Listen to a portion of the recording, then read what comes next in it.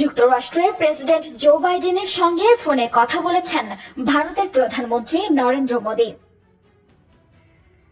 সেখানে বাংলাদেশের বর্তমান পরিস্থিতি নিয়ে বাইডেনের সঙ্গে কথা হয়েছে বলে দাবি করেন মোদী।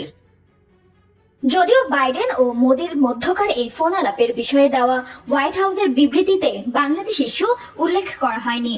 সোমবার রাতে সামাজিক মাধ্যম এক্সে প্রেসিডেন্ট জো বাইডেনের সঙ্গে আলাপের বিষয়টি জানিয়ে পোস্ট করেন মোদী।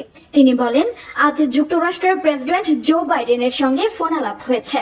ফোন আলাপে ইউক্রেনের পরিস্থিতি সহ আঞ্চলিক ও বৈশ্বিক নানা বিষয়ে বিশদভাবে মতবিনিময় করা হয়েছে। আমি শান্তি ও স্থিতিশীলতার দ্রুত ফিরে আসার বিষয়ে ভারতের পূর্ণ সমর্থনের কথা পুনর্ব্যক্ত করেছি। তিনি বাংলাদেশ প্রসঙ্গ টেনে লিখেন, বাংলাদেশ পরিস্থিতি নিয়েও আমরা আলোচনা করেছি এবং দেশটিতে দ্রুত স্বাভাবিক অবস্থা ফিরিয়ে আনার প্রয়োজনীয়তার উপর জোর দিয়েছি।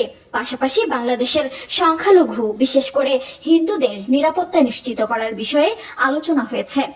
অন্যদিকে মোদীর সঙ্গে প্রেসিডেন্ট বাইডেনের ফোন আলাপের পর হোয়াইট হাউসের পক্ষ থেকে একটি প্রেস বিজ্ঞপ্তি দেওয়া হয়। তবে এতে বাইডেন ও মোদী মধ্যকার এই ফোন আলাপে বাংলাদেশ ইস্যুতে কোনো আলোচনা হয়েছে কিনা তা উল্লেখ করা হয়নি।